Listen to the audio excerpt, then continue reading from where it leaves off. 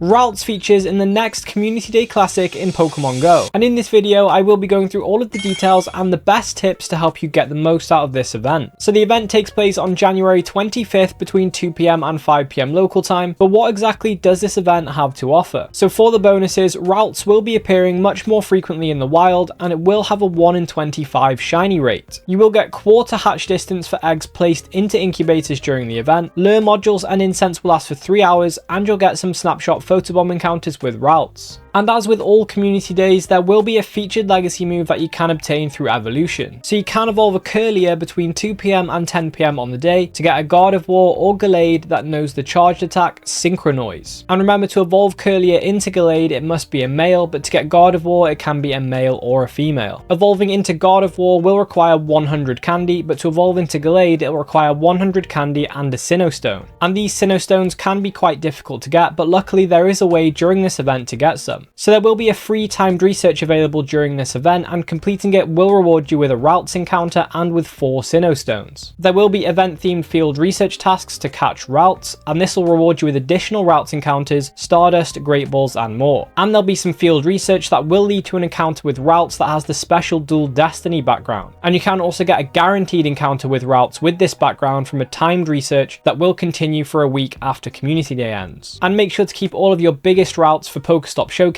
that will be available throughout the event. And if you do want some extra items for Community Day, there are some bundles available in the in-game shop. For 1350 Pokecoins, you can get 50 Ultra Balls, 5 Super Incubators, 1 Elite Charge TM and 5 Lucky Eggs. For 480 Pokecoins, you can get 30 Ultra Balls, 1 Incense, 3 Super Incubators and 1 Lure Module. There will also be a bundle on the web store for $5 that'll get you 10 Ultra Balls, 1 Elite Charge TM and 1 Special Research Story ticket. This Special Research ticket will also be available for $2 by itself in the in-game shop, and it will get you a premium battle pass, a rare candy XL and 3 encounters with Ralts with the special Dual Destiny background. So there are a lot of bonuses available for this event, but how can you make the most of them? So the quarter hatch distance will actually be really useful for picking up some of the recent new Pokemon additions to the game. Firstly, we had Shroodle debut in 12km eggs, so if you are hunting this Pokemon, then it would be a good idea to try to beat some of the Team Go Rocket leaders to pick up the 12km eggs before the event, and then incubate them when the event starts. Then they'll only require 3 kilometers to hatch, and even less if you use a super incubator. Shroodle and its evolution Grafaiai, however, don't have much meta relevance, so other than collecting for the Pokedex, there is a better option to go after. So the Steeled Resolve event will be ongoing whilst this Community Day is active, and the newest Pokemon debut from this event will be Rookidee, and it is available in 2km eggs, so hatching some of these eggs during Community Day will only require 0.5 kilometers to do. This will make Rookidee a lot easier to hunt, and its evolution Corviknight isn't much of a raid attacker, but it will be a strong Pokemon in both the Great and the Ultra League. It's currently ranked 6 in the Ultra League with 0, 13, 14 IVs, and it's ranked at the top in the Ultra League with 0, 15, 15 IVs. So as much as it will be easier to get Rookidee from eggs during Community Day, the 10-10-10 IV floor of eggs will make it more difficult to get these PvP IV spreads. So generally getting Rookidee from eggs is mostly going to be for the candy, but luckily there is another easy way to get Rookidee on Community Day, and it'll have no IV floor. So for the Steeled Resolve event, not only will Rookidee be in 2km eggs, but it will be attracted to magnetic lure modules, and during Community Day these will be lasting for 3 hours, so it will give you plenty of time to catch some Rookidee. The magnetic lure modules will also be attracting Onix, Beldum and Shieldon, and out of these the most important other than Rookidee would be Beldum, because Metagross is the 3rd best steel type attacker and it's ranked 60 in the Master League. Shieldon is also important, with Bastiodon being ranked 29 in the Great League with 0, 15, 14 IVs, but it is in the wild for the Steeled Resolve event, so you can get it more easily than you can get Rookidee or Beldum. And speaking of lure modules, as there is a 3-hour lure module bonus, a lot more people will be using lure modules on Community Day because you get more value out of them. So it is a really good idea to go to a place where there are a lot of Pokestops, so you can catch Pokemon from lures as well as the regular spawns. This means you'll have more Pokemon to catch, so you will get more Stardust, XP and chance for shinies. You can also use Origin Palkia's Spatial Rend Adventure effect to increase the distance at which you encounter Pokemon. This is is particularly helpful if you're walking through streets because it can help you reach Pokemon from a neighbouring street or in an area that you can't easily access. It's also worth using your incense during Community Day because again it will have a 3-hour duration and it will help to keep the flow of Pokemon consistent, especially if you happen to pass through an area where there aren't many spawns. Also, if you use multiple incense whilst Community Day is active, you will be adding an extra 3 hours to your incense per incense used, so it's really worth doing this if you're thinking about continuing playing the game after the event ends. Outside of this, it is worth entering any Pokestop showcases you see because you do get Stardust and XP just for taking part, and if you win you can get some premium items like star pieces and lucky eggs, which you can then use to get more Stardust and XP. There is unfortunately no candy bonuses for the event, but I do recommend trying to store as many peanut berries as you can for the day, and you can always Mega Evolve a Pokemon that shares a type with Ralts to get more candy, Candy XL and XP per catch. And as Ralts is a Psychic and Fairy type, you can Mega Evolve Alakazam, Slowbro, Gardevoir, Mawile, Medicham, Altaria, Latios, Latias,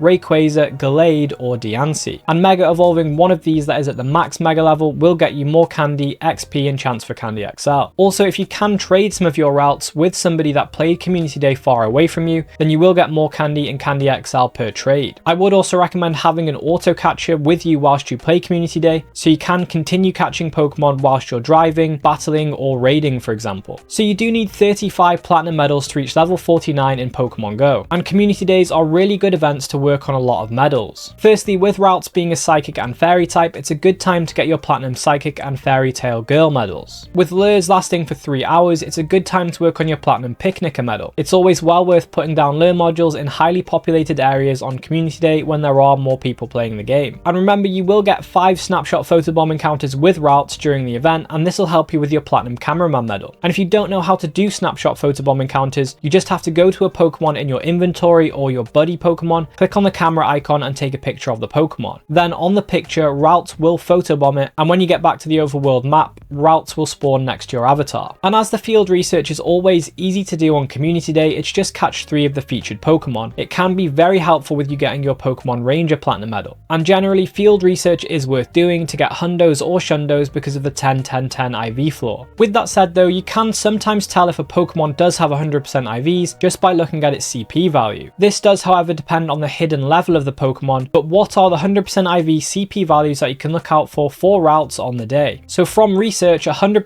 IV Ralts will have 231 CP. From the wild, there are many CP values that could indicate 100% IVs, but due to the fact that the max level a Pokemon can be in the wild without a weather boost is 30, this means 100% IV max level non-weather boosted Ralts will have the CP value of 462. And with a weather boost, the wild encounters can go up to level 35. So 100% IV max level weather boosted Ralts will have 500 CP in windy or cloudy weather conditions. So if you want to know what are the other 100% IV CP values for Ralts in the wild, then they can be found on this CP chart. In the left column is the level of the Pokemon, and in the right column is the corresponding 100% IV CP value. And with the fact that the level of the Pokemon in the wild is random, outside of the CP values I mentioned specifically, it's not worth memorizing the list, and instead it's worth just doing a 4-star search of the Pokemon in your inventory instead. But with that said, how good are Ralts evolutions, Gardevoir and Gallade in Pokemon Go? So starting with Gardevoir, it is the 6th best Psychic type attacker, and it's the best overall Fairy typer in the game, so well worth evolving a high IV Ralts into Gardevoir. And in Go Battle League, Gardevoir doesn't have much meta relevance currently, but it is possible that it could have more meta relevance in the future if its moveset gets updated or the current moves it have get buffed. However, Gallade does have relevance in both aspects of the game. Mega Gallade is the 5th best Psychic type attacker and the 6th best Fighting type attacker. And in Go Battle League, Gallade is ranked 62 in the Great League as a Shadow with 0 15-15 IVs. So if you do have a Shadow Ralts, then you will be able to remove frustration from it because of the bonus from the Steeled Resolve event. And then you could evolve it into Gallade during Community Day to get Synchronoise. However, it isn't a recommended move for it at the moment, but it might be worth getting it just in case it gets buffed in the future. And whilst you're out playing Community Day, there will be some raids available, but which are most worth focusing on. So in 1-star raids, we do have access to Lickitung, which is ranked ranked 77 currently in the Great League with 115-14 IVs. And its evolution Licky Licky is even more relevant in the Great League at rank 29 with 0-15-14 IVs, and to be at its best it does want Body Slam, which you can get through evolution during the Steeled Resolve event. Skorupi is also in raids, and its evolution Drapion is ranked 74 in the Great League with 0-15-14